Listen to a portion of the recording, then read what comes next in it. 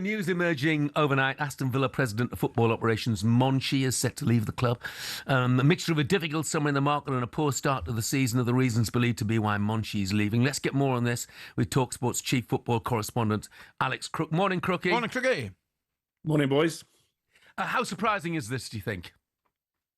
Yeah, I think it came out the blue. Certainly the timing of it as well. We first got wind of it very late last night. Obviously, the transfer window has not long shut, but as you say there, I think people close to Monchi are suggesting to us at talkSPORT that maybe he feels he's taken the club as far as he can. Obviously, the PSR situation has been a big problem for Aston Villa this summer, having missed out on a place in the Champions League on the final day of last season. That has hampered their spending. I'm also told that Monchi wanted stronger financial support in this window. He was hoping they'd be able to sign Marcus Rashford and Asensio, two players they had on loan last season permanently. I think with Rashford, that was always unlikely because he made it pretty clear right from the outset that Barcelona was the only club for him. But Asensio actually ended up going to Turkey for an initial €7 million. And I think there was a frustration and maybe a surprise from Monchi that Villa couldn't match that.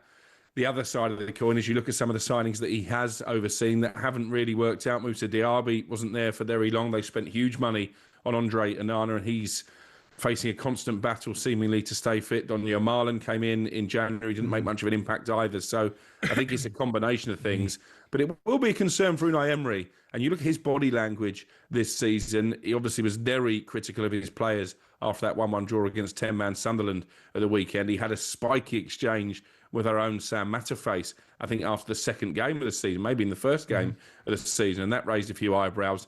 Monchi has been a big ally of Unai Emery. He was the person who pushed for him to come in as the sort of sporting director. The president of football operations was his official title. I'm not suggesting that Unai Emery is under any pressure. I think he's got enough credit in the bank and the Aston Villa hierarchy realise financially his hands are tied. But to say that is a key boardroom ally that he will no longer be able to lean upon. Crookie, I mean, you're right. I don't think he's under any pressure, and nor should he be.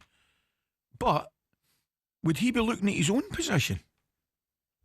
Maybe. And you look at those comments, and I know you played them out on Breakfast yesterday. Jim White revisited them as well on their show and counted the number of times that he accuses players of being lazy. Obviously, this is a manager who this time last year, his stock was incredibly high. He was being talked about as a potential replacement for Erik ten Hag at Manchester United. I'm not sure if United would have fired Ruben Amorim, that necessarily Unai Emery would be part of the conversation now, because it was a disappointing end to the season. And I keep going back to that game at Old Trafford as a sort of sliding doors moment. I know Martinez got himself sent off. There was a controversial refereeing call that Gabby Agbonlahor has never forgiven Howard Webb for. I know. But that was a real missed opportunity to cement Villa as a Champions League club. And I think had they have managed to win that game and get over the line and finish in the Champions League place, then their summer would have looked very differently. So maybe Unai Emery will look at the situation and think, have I taken Aston Villa potentially as far as I can?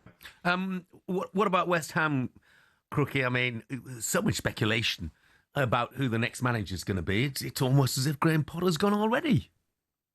Yeah, and this is a bit of history repeating, really, for West Ham, because this was the same situation that Julian Lopetegui found himself in. I think by the time West Ham actually pulled the trigger on his tenure, a lot of people felt sorry for Lopetegui because he was dead man walking. They were sounding out replacements. There were images of Graham Potter meeting with the club's hierarchy, and that didn't go down particularly well at the time. So it won't be a massive surprise, I think, to Potter, having been through the process himself, that the likes of David Sullivan and Karen Brady are sounding out potential replacements. We reported exclusively last week on talkSPORT, the Slaven Bilic, former player and manager, is one of those targets, one of those they've spoken to. So too Nuno Espirito Santo. Gary O'Neill is another name that has been mentioned to me. Edin Terzic is someone that they've admired at West Ham for a long time. I think the timing of this is going to be interesting. I think Graham Potter will be in charge, at least on Monday night when when West Ham go to Everton live on talkSPORT. Then they've got Arsenal away. So two quite difficult away fixtures before the international break. You can't really make a case for West Ham getting any points from either of those games. If they don't, then I would expect the decision to be made probably during that international break. Slaven Bilic is willing to come in on a short-term contract. I'm told that might appeal to David Sullivan, because I think ideally he would only like to appoint someone to see them through until the end of the season and then make a long-term call from there. And he's also lining up fellow former West Ham players, the likes of James Collins, to come in and join his backroom staff. So let's see where this goes. But I think it's highly unlikely, unless he pulls off some kind of miracle in these next 2 games, that Graham Potter will still be there once football resumes after that October break. Crookie, thanks very much, mate. Thanks, Craig. Have a good day, mate. Cheers, guys. So can Graham Potter save his job? Well, you can hear if he can do just that on Monday night. Away at Everton, David Moyes and all that. Amazing fixture. talkSPORT Breakfast, waking you up Monday to Friday morning from 6 a.m.